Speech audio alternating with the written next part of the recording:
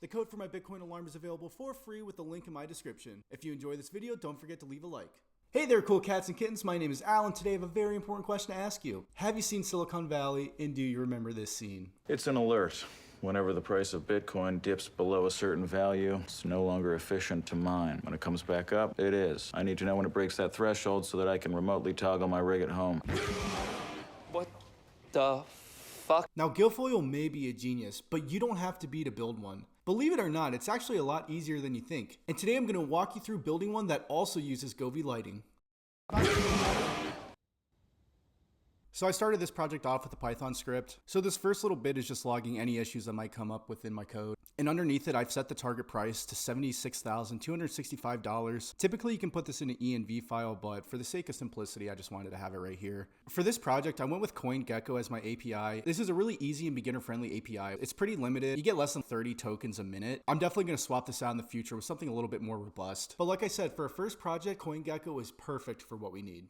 So I can set this up so that it runs 24/7. Only problem is my alarm will wake me if I'm sleeping. That would suck. I've also made it so that any errors that occur get logged in my terminal. If my API is making too many requests, I'll have it wait 70 seconds. That way it cools down and can start running again. Now right here is my first trigger. There's a few really cool things that happen once Bitcoin crosses its target. The sounds and the color of the lights will change depending on if Bitcoin is over or under my target price. With Govee only having 10 API requests per minute, you have to get creative. This means I had to combine a few of the effects together, but I was able to get it down so that every time a trigger is activated, it's only 3 tokens. So that's not too bad. Now I want to dive a little bit deeper into my price monitor. This is the part that's constantly monitoring the price of Bitcoin and checking it with my target price. I didn't want my Bitcoin alarm to be too spammy, so this activates my trigger if the price hasn't been alerted yet. So if it goes over the target, it's not going to activate again until it goes under. Simultaneously, if it's under the target, it's not going to get reactivated until it goes over. This is more error logging. It's just making sure that everything's okay. If I'm unable to check the price 5 times in a row, it's just going to give it 60 seconds to reboot, then start again. But before we start going over the code for the lights, I want to quickly review a file called My Devices. Essentially what it is it's allowing you to find all your devices from the Govee API. So all you got to do is enter in these URLs as well as your Govee key right here. So when I test this, it finds all the devices within my account. It's looking at their current state, and then it's creating a JSON file that has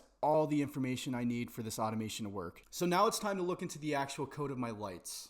They're both the exact same thing. The only thing that's changing is the color. I've got my env file being loaded. I recommend you use these because this is where you're storing all your more sensitive information with your APIs. I'm leaving all my stuff out in the open just because this is a tutorial video. None of these numbers are real anyway, so just go for it. I think it'll help you understand what these things look like and where to look for them. First things first, it's getting the API key from my account. So this first line is just Govee's API getting ready to get set up and start working. My code underneath it is defining the color as well as how dim this thing is going to get. This is all logging it in my terminal so that I can see what's going on. It's able to be controlled by taking the MAC address and the model number. So with the combination of my API key, the device's MAC address, and the model number, it's able to choose which devices are going to work for this operation simultaneously. The creation of headers right here is making sure that my data is able to be organized and interpreted correctly from Govee. And this is where the colors actually start to change. So first it goes max green and then it'll dim out. I was able to get all of these functions down to 3 API calls. Keep in mind, Govee only allows 10 per minute. And now at the very end of my code, I added in a nice little test sequence. This gives me more control to try different things out. It'll really help you save some time. I